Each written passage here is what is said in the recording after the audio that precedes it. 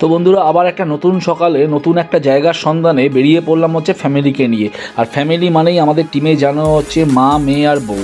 তো এরকম সুন্দর একটা রাস্তা দিয়ে মানে পরিবেশ প্রকৃতির মানে সৌন্দর্যতাটার কি বলবো উপভোগ করতে করতে এগিয়ে চললাম। যেতে যেতে রাস্তায় একটা ধাবাতে কিছুক্ষণের জন্য দাঁড়ালাম, দাঁড়িয়ে কারণ হচ্ছে আমাদের লাঞ্চের দরকার।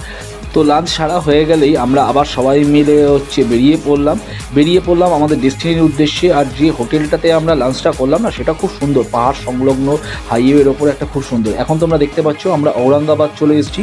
ঔরঙ্গাবাদ কেন এসেছি এবং কেন এই হোটেলটাতে এসেছি, হোটেলটার নাম হচ্ছে অমরপ্রীত হোটেল। খুব সুন্দর হাইওয়ের ওপরে।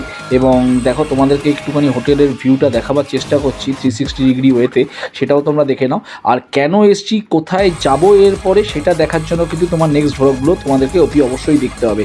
তো চলো বন্ধুরা, আজকের মতো বিদায় নিচ্ছি। আর কীরকম লাগলো ভিডিওটা সেটা অবশ্যই জানিও। টাটা, শুভরাত্রি।